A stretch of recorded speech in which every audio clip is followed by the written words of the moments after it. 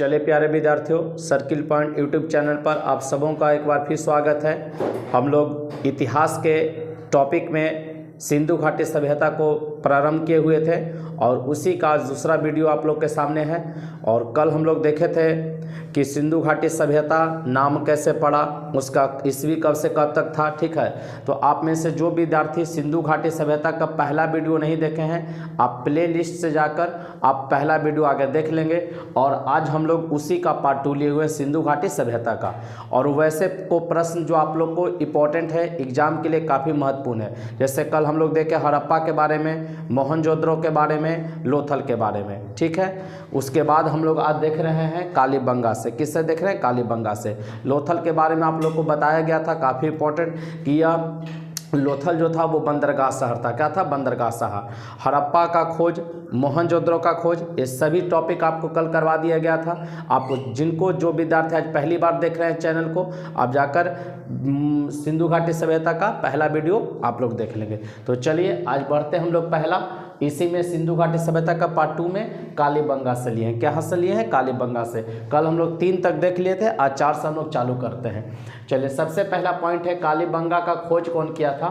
तो देखेंगे बीबी लाल और बीके थापर। कालीबंगा का खोज कौन किया? बीबी लाल और बीके थापर 1953 ईस्वी में। ठीक है, तो खोज करता इंपॉर्टेंट रहेगा, बीबी लाल और बीके थापर मिलान करने के लिए आ जाता है, तो इसलिए ध्यान रखेंगे। कहाँ पर यह स्थान है? तो राजस्थान का गंगानगर जिला, राजस्थान का गंगानगर जिला, याद रखेंगे, राजस्थान का गंगानगर जिला। किस नदी के किनारे? तो घग्गर नदी के किनारे। काफी इंपॉर्टेंट है, किस नदी के किनारे? तो घग्गर नदी के किनारे। अग्निकुंड का प्रमाण मिला, याद रखेंगे, क्या मिला है? अग्निकुंड का। इससे पता चलता है कि लोग कर्मकांड में विश्वास रखते थे, सिंधु घाटी वाले लोग कर्मकांड में विश्वास रखते थे। अग्निकुंड का प्रमाण मिला है। जुताई किए हुए खेत का प्रमाण मिला है। ठीक है, जुताई किया हुआ खेत का प्रमाण मिला है। अलंकृत ईंट मिला है। अलंकृत कहने का मतलब डिजाइन वाला ईंट मिला है। यहाँ के भवन कच्ची ईंटों के बनाए जाते थे, ध्यान रखेंगे।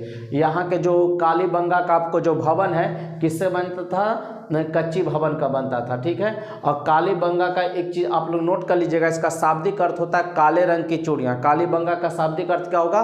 काले रंग की चूड़ियाँ, याद रखेंगे। कालीबंगा का पूछेगा अर्थ क्या होता है, तो काले रंग की चूड़ियाँ, काले रंग की चूड़ियाँ। अलंकृत ईंट बता दिए, भवन है जो कच्ची ईंटों के बनते थे, और नाली और कुएं पक्की ईंट के बनाए जाते थे। नाली और जो कुआं होता था वो पक्की ईंट का बनता था। खोपड़ी की शल्य चिकित्सा का भी प्रमाण मिला है। पूछेगा खोपड़ी की शल्य चिकित्सा का प्रमाण कहाँ से मिला, तो कालीबंगा से बताएंगे। एक साथ 2 फसल उगाने का भी प्रमाण कहाँ से मिला है? कालीबंगा से। एक साथ 2 फसल उगाने का प्रमाण कहाँ से मिला? कालीबंगा। तो कालीबंगा को एक बार फिर आप बेहतर तरीके से समझिए। कालीबंगा का खोज पूछेगा तो बीबी लाल और बीके थापर, ये याद करने वाला बात है, इसमें कुछ समझने की कोई खास आवश्यकता नहीं है। आप इसको अगर याद कर ले तो वही आपके लिए महत्वपूर्ण है। खोज करता है बीबी लाल बीके थापर। स्थान है राजस्थान का गंगानगर जिला। हाँ, ये जरूरी है कि राजस्थान में कहाँ? तो गंगानगर जिला। किस नदी के किनारे? तो नदी भी इंपॉर्टेंट है, घग्गर नदी के किनारे। अग्निकुंड का प्रमाण मिला है। जुताई किया हुआ खेत का प्रमाण मिला है। डिजाइन या अलंकृत ईंट का प्रमाण मिला। यहाँ के भवन कच्ची ईंटों के बनाए जाते थे, और नाली और कुआं पक्की ईंटों के बनाए जाते थे। खोपड़ी की शल्य चिकित्सा का प्रमाण कहां से? कालीबंगा से। और एक साथ 2 फसल उगाने का भी प्रमाण कहां से? कालीबंगा से। चहुंद्रों में आ जाइएगा, इसके खोज करता थे गोपाल मजूमदार, गोपाल मजूमदार। और कालीबंगा में एक पॉइंट और याद रखिएगा, काले रंग की चूड़ियाँ। शाब्दिक अर्थ क्या होता है? काले रंग की चूड़ियाँ। आप नोट करके लिख लेंगे, काले रंग की चूड़ियाँ। इसका अर्थ लिख लीजिएगा, काले रंग की चूड़ियाँ, काले रंग की चूड़ियाँ, नोट करके लिख लीजिएगा। चलिए चहुंद्रों में आ जाते हैं। तो गोपाल मजूमदार इसके खोज किए थे 1931 ईस्वी में। गोपाल मजूमदार खोज के 1931 में। स्थान है पाकिस्तान का सिंध प्रांत। कहाँ है? तो पाकिस्तान के सिंध प्रांत में, सिंधु नदी के किनारे। किस नदी के किनारे? सिंधु नदी के किनारे। चहुंद्रों पाकिस्तान के सिंध प्रांत में सिंधु नदी के किनारे हैं। मनके बनाने का कारखाना मिला, यहाँ से क्या मिला? मनके बनाने का कारखाना। ठीक है, उसके बाद लिपस्टिक का भी प्रमाण मिला है, ध्यान दीजिएगा। चौहद्रों से एक श्रृंगार बॉक्स मिला है, ठीक है, किसी महिला का होगा। अब किसका था ये तो खोज के में थोड़ी नाम रहेगा, लेकिन किसी महिला का मिला जिसमें लिपस्टिक, सिंदूर, काजल, ऐनक, कंघी, मतलब बहुत जो एक प्रसाधन सामग्री जो रहता कॉस्मेटिक सामान वो सभी उसमें मिला था। तो खासा आपको याद रखना, लिपस्टिक का प्रमाण कहाँ से? चौहद्रों से। गुड़िया बनाने का कारखाना कहाँ से? चौहद्रों से। अब एक चीज़ और इम्पोर्टेंट, ईंट पर बिल्ली का पीछा करते हुए कुत्तों के पैरों का निशान। मान लीजिए कि कोई कच्ची ईंट जहाँ पर पारा जाता होगा तो कच्ची ईंट बना होगा और उसी समय कोई बिल्ली आगे भाग रही होगी, कुत्ता पीछे खदेड़ रहा होगा, तो उसी ईंट पर उसका पैरों का निशान रह गया होगा। और जब खोज हुआ तो इसका पता चला कि ईंट पर, यहाँ की ईंट पर क्या मिला? बिल्ली का पीछा करते हुए कुत्तों के पैरों का निशान मिला है। वक्राकार ईंट यहाँ से मिला है। डिजाइन वाला पूछेगा तो कालीबंगा और वक्राकार पूछेगा तो चौहद्रों जवाब दीजिएगा। बैलगाड़ियों और इक्का गाड़ी का प्रमाण कहां से मिला? चौहद्रों से। बैलगाड़ी और इक्का गाड़ी का भी। तो मेन आपको इंपॉर्टेंट ध्यान देखिए, चौहद्रों में आपको क्या रखना है कि पाकिस्तान के सिंध प्रांत में है मनका बनाने का कारखाना और गुड़िया बनाने का कारखाना और लिपस्टिक का प्रमाण। ये कई बार एग्जाम में पूछा हुआ है। मनका बनाने का कारखाना एकदम ध्यान में रखिएगा, गुड़िया बनाने का कारखाना और लिपस्टिक का प्रमाण कहां से? चौहद्रों से मिला। चलिए हम लोग बढ़ते हैं छठा नगर की ओर, रंगपुर। कौन सा? छठा, रंगपुर। तो रंगपुर का खोज कौन किए? रंगनाथ राव की है। रंगपुर का खोज कौन किए हैं? रंगनाथ राव की है। स्थान पूछेगा कि रंगपुर किस स्थान पर? तो गुजरात। पूछेगा रंगपुर किस स्थान पर? तो गुजरात पर। कौन नदी? तो मादर नदी के किनारे, ठीक है। रंगपुर कहाँ है? तो वर्तमान में गुजरात में है। किस नदी के किनारे? तो मादर नदी के किनारे। धान की भूसी और कच्ची ईंटों का दुर्ग मिला है। रंगपुर से याद रखेंगे, धान की भूसी और कच्ची ईंटों का दुर्ग मिला। धान की भूसी और कच्ची ईंटों का दुर्ग मिला हुआ है, याद रखेंगे। धान की भूसी और कच्ची ईंटों का दुर्ग पूछेगा कहाँ से? तो रंगपुर से मिला। अगला में ध्यान देखेंगे धौलावीरा। क्या देखेंगे? धौलावीरा। रंगपुर में एकदम आप नोट करके लिखेंगे, धान की भूसी और कच्ची ईंटों का प्रमाण कहां से मिला है? कच्ची ईंटों का दुर्ग। दुर्ग मतलब होता है किला। ये प्रमाण आपको रंगपुर से मिला है। हाँ, धान की भूसी एक जगह और मिला है आपको, लोथल से भी। ध्यान दीजिएगा, लोथल से भी आपको मिला है और रंगपुर से भी आप याद रखेंगे। चलिए अगला पॉइंट देखते हैं हम लोग, धौलावीरा। तो धौलावीरा का खोज कौन किए हैं? आर.एस. बिष्ट किए 1991 में। आर.एस. बिष्ट 1991 में। धौलावीरा के खोजकर्ता कौन है? आर.एस. बिष्ट। कितना ईस्वी में? 1991 ईस्वी में। और इसमें सबसे पहले पॉइंट आप नोट करके लिख लीजिएगा कि धौलावीरा को 2021 में, धौलावीरा को 2021 में यूनेस्को के विश्व धरोहर सूची में शामिल किया गया है। 2021 में यूनेस्को के विश्व धरोहर सूची में भारत की ओर से शामिल किया गया है और यह 40वां स्थल था। यूनेस्को में जब इसको शामिल किया गया तो कितना स्थल था? 40वां, याद रखेंगे। धौलावीरा को 2021 में यूनेस्को के विश्व धरोहर सूची में शामिल किया गया। स्थान कहाँ है? तो गुजरात में है, कच्छ के रण में। गुजरात में है, कच्छ के रण में। यह भारत का सबसे बड़ा हड़प्पा कालीन स्थल है। पूछेगा भारत में सबसे बड़ा हड़प्पा कालीन स्थल कौन? तो धौलावीरा।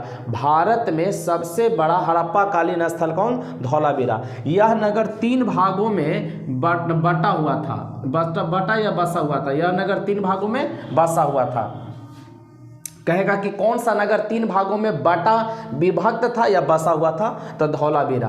3 भागों में बटा हुआ नगर कौन? धौलावीरा। या 3 भागों में बसा हुआ पूछेगा तो धौलावीरा। हड़प्पा संस्कृति के उत्थान और पतन दोनों का प्रमाण मिलता है। कहेगा किस स्थल से या किस शहर से हड़प्पा के उत्थान और पतन का प्रमाण मिला है? तो धौलावीरा से। और धौलावीरा का सबसे बड़ा पॉइंट आप याद रखेंगे, 2 पॉइंट, कि यह 3 भागों में बटा हुआ नगर था और सबसे बड़ा, भारत में सबसे बड़ा हड़प्पा कालीन स्थल है और यूनेस्को के धरोहर में इसको शामिल किया गया, विश्व धरोहर सूची में शामिल किया गया है। और उत्थान और पतन दोनों का प्रमाण कहां से मिलता है? धौलावीरा से। अगला देखते हैं बनमाली। क्या देखेंगे? बनमाली। इसका खोज आर.एस. बिष्ट। इसका भी खोज कौन किया? आर.एस. बिष्ट 1974 में। बनमाली का खोज कौन किए हैं? आर.एस. बिष्ट किए हैं, है ना। रविंद्र सिंह बिष्ट है पुराना, तो 1974 में किए थे। कहाँ है? तो हरियाणा का हिसार जिला। पूछेगा कि बनावली कहाँ है, बनवाली कहाँ है? तो हरियाणा हरियाणा के हिसार जिला में है। मिट्टी का हाल पर मिला है, कहाँ से? मिट्टी का हाल। तो मिट्टी का हाल मिला, इसका मतलब कृषि का भी प्रमाण मिला होगा, ठीक है ना। तो मिट्टी का हाल मिला, कृषि का भी प्रमाण पूछेगा तो बलमाली याद रखेंगे आप लोग। उन्नत किस्म के जौ मिले हैं, क्या मिले हैं? उन्नत किस्म के जौ के दाने कहाँ से मिले? बनवाली से मिले हैं। तो आप याद रखेंगे धौलावीरा, रंगपुर, बनमाली, कालीबंगा, चौहंद्रो, सब पॉइंट इंपॉर्टेंट है। कहाँ से क्या प्राप्त हुआ है एकदम परीक्षाओं में आप गांठ बांध लीजिए। अगर पूछेगा तो सवाल यहीं से पूछेगा, और नहीं पूछेगा तो बात ही छोड़ दीजिए, ठीक है ना। अगर सिंधु घाटी सभ्यता से अगर अवशेष के बारे में पूछेगा तो इससे बाहर आपको नहीं आने वाला है। आप इसीलिए वीडियो को अच्छी तरीके से देखें, समझें। तो बढ़ते हैं इसी में हम लोग आगे। चलिए प्यारे बच्चों बढ़ते हैं आगे। अगला शहर हम लोग का है रोपर, 9 नंबर, ठीक है। 8 तक अभी देखे थे, 9 नंबर में आइए रोपर। रोपर का खोज पूछेगा कौन किनके द्वारा किया गया? तो यज्ञदत्त शर्मा के द्वारा। रोपर का खोज किनके द्वारा किया गया? यज्ञदत्त शर्मा के द्वारा 1953 ईस्वी में। 1953 ईस्वी में। कहाँ है? तो पंजाब में है, पंजाब में है। रोपर कहाँ है? पंजाब में, ठीक है। नदी तो सतलज नदी पूछेगा, नदी कौन सा? सतलज नदी। रोपर कहाँ? तो पंजाब में, सतलज नदी। नोट करके इसमें एक पॉइंट बहुत इंपॉर्टेंट लिखेंगे, कुत्ता मानव के साथ, मनुष्य के साथ कुत्ता दफनाने का प्रमाण कहां से मिला? रोपर से। मनुष्य के साथ कुत्ता दफनाने का प्रमाण पूछेगा कहां से मिला है? तो रोपर से मिला है, जो कि पंजाब में है। रोपर कहां है? पंजाब में। किस नदी के किनारे? सतलज नदी के किनारे। अब अगला पॉइंट हम लोग का है कि आर्थिक जीवन इन लोगों का क्या था? सिंधु घाटी सभ्यता वासियों का। तो चलिए देखते हैं। सिंधु वासियों के जीवन में कृषि और पशुपालन इनका मुख्य, कृषि और पशुपालन का महत्व था, लेकिन साथ साथ व्यापार और वाणिज्य का भी महत्व था। इनका मुख्य पेशा तो था कृषि और पशुपालन था। सिंधु घाटी सभ्यता का मुख्य पेशा कृषि और पशुपालन था, लेकिन साथ साथ व्यापार और वाणिज्य का भी समय महत्व खूब था। इनका कृषि का जो सत्र था वो नवंबर से लेकर मार्च तक, नवंबर माह से चालू होता था और मार्च तक चलता था, ठीक है ना। नवंबर से माने बरसात के बाद से, बरसात के बाद से, ठीक है ना। और मार्च महीना तक, मार्च के बाद लगभग बारिश चालू होती थी उस समय। इसका मतलब बरसात के बाद से मार्च तक, क्योंकि उस समय देखेंगे कि पानी भी, जैसे जो भी सभ्यता था नदी के किनारे बसा हुआ था, तो पानी निकलने में भी समय लगता होगा। तो इसलिए मार्च से अप्रैल, नवंबर से लेकर मार्च तक चलता था। नवंबर से लेकर मार्च तक कृषि का सेशन नवंबर से लेकर मार्च तक एक ही फसल, एक ही मतलब साल में वो लोग उपजाते होंगे। इनका मुख्य फसल गेहूं और जौ था। मुख्य फसल क्या था? गेहूं और जौ। मुख्य फसल में गेहूं और जौ था। विश्व में सर्वप्रथम कपास की खेती सिंधुवासी के द्वारा की गई, ठीक है ना, याद रखेंगे।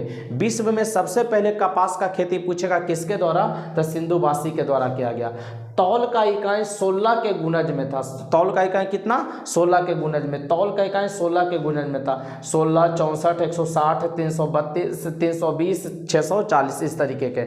माप पूछेगा तौल या माप का इकाई कितना के गुणज में? तो 16। तौल या माप का इकाई कितना के गुणज में था? तो 16 के गुणज में। यहाँ के लोग थल और जल दोनों मार्ग से व्यापार करते थे। थल और जल दोनों मार्ग से व्यापार करते थे, इसलिए ध्यान दीजिएगा। बंदरगाह 2 गो था, लिख लीजिएगा, लोथल और सुदकोटदा। बंदरगाह कौन? लोथल और सुदकोटदा। सिंधु सभ्यता के 2 बंदरगाह लोथल और सुदकोटदा। लोहा धातु से अपरिचित थे, अनभिज्ञ थे, एकदम वीवीआई पॉइंट है। क्या सिंधु घाटी सभ्यता वाले लोग लोहा के बारे में जानते थे? तो कोई जानकारी नहीं था। चांदी सोना से उनको परिचित थे, लेकिन लोहा धातु से अनभिज्ञ थे। लोहा के बारे में जानकारी नहीं मिला है, ठीक है ना। सिंधु घाटी सभ्यता से लोहा के बारे में जानकारी नहीं मिला है। चलिए अगला देखते हैं। सिंधु सभ्यता के 6 बड़े नगर देखेंगे, 6 बड़े नगर। तब मोहनजोदड़ो, हड़प्पा, गनवारीवाला, धौलावीरा, राखीगढ़ी, कालीबंगा। सिंधु सभ्यता के 6 बड़े नगर में सबसे पहले मोहनजोदड़ो, 2 पर हड़प्पा, 3 पर गनवारीवाला, 4 पर धौलावीरा, 5 में राखीगढ़ी और 6 में कालीबंगा। याद रखेंगे 6 बड़े नगर सिंधु सभ्यता के, मोहनजोदड़ो से कालीबंगा तक आप याद रखेंगे। नगर तथा घर ग्रिड पद्धति पर आधारित होता था। पूछेगा सिंधु सभ्यता के लोग नगर और घर उनका किन पद्धति पर था? तो ग्रिड पद्धति पर आधारित होता था। किस पद्धति पर? ग्रिड पद्धति पर।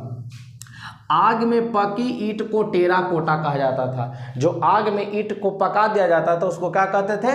टेराकोटा कहा जाता था। बहुत इंपॉर्टेंट है, कई बार एग्जाम में पूछा हुआ, आग में पकी ईंट को क्या कहते थे? टेराकोटा। हड़प्पा कालीन समाज मातृसत्तात्मक था। हड़प्पा कालीन समाज कैसा था? मातृसत्तात्मक था। हड़प्पा कालीन समाज पूछेगा कैसा था? तो मातृसत्तात्मक, मतलब माता की प्रधानता होती थी, माता की प्रधानता। अब कुछ धातु है और उसके आयात क्षेत्र आप लोग देख लीजिए, धातु और उसके आयात क्षेत्र। तामा याद रखेंगे, तामा खेतरी, तामा के लिए क्या याद रखेंगे? खेतरी और बलूचिस्तान, खेतरी और बलूचिस्तान। ये खेतरी है जो राजस्थान में पड़ता है, और खेतरी उस समय भी था और अभी भी तामा के लिए प्रसिद्ध है। कौन? खेतरी, राजस्थान में पड़ता है, याद रखेंगे। तामा का आयात क्षेत्र कहाँ से? खेतरी और बलूचिस्तान से। तामा के लिए खेतरी और बलूचिस्तान से। सीसा ईरान दक्षिण भारत से। सीसा कहाँ से होता था आयात?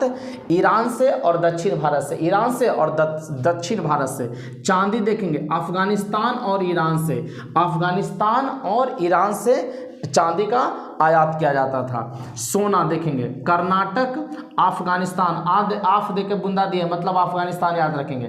कर्नाटक, अफगानिस्तान और ईरान। सोना कहाँ से? कर्नाटक से, अफगानिस्तान से और ईरान से होता था। लाजवर्त देखेंगे अफगानिस्तान से, लाजवर्त कहाँ से? अफगानिस्तान से। Tin Afghanistan, Iran, Rajasthan. अफगानिस्तान है, ईरान है, राजस्थान है। गोमेद और संगमरमर दो पत्थर है, तो गोमेद सौराष्ट्र से, संगमरमर राजस्थान से। गोमेद सौराष्ट्र से, संगमरमर कहाँ से? राजस्थान से। एक बार फिर से देखेंगे, तांबा खेतरी बलूचिस्तान, सीसा ईरान दक्षिण भारत, चांदी अफगानिस्तान और ईरान, सोना कर्नाटक अफगानिस्तान और ईरान, लाजवर्त अफगानिस्तान, टीन अफगानिस्तान, ईरान और राजस्थान, गोमेद सौराष्ट्र, संगमरमर राजस्थान, संगमरमर राजस्थान। तो बच्चों सिंधु घाटी सभ्यता आज हम लोग का दूसरा वीडियो था, ये पूरी तरीके से समाप्त हो गया। आप लोग इसे अच्छी तरीके से देख लें, इसका एक प्रॉपर नोट्स बना लें और आप किसी भी बुक से इसका सेट प्रैक्टिस लगा लीजिए, ठीक है। आपको मैं उम्मीद करता हूं कि आप इस सिंधु घाटी सभ्यता से लगभग सवाल आप बना लेंगे। और जो बच्चे ध्यान दीजिएगा लेट से जुड़े हैं, वीडियो को एक बार आप शुरू से देख लीजिएगा और पहला पार्ट भी आप इसको देख लें ताकि सिंधु घाटी सभ्यता के सिलेबस पर आपका पूरा पकड़ हो जाए। तो बच्चों आज के लिए यहीं तक, मिलते हैं कल के वीडियो में, तब तक के लिए जय हिंद, जय Bharat, Vande Mataram, best of luck.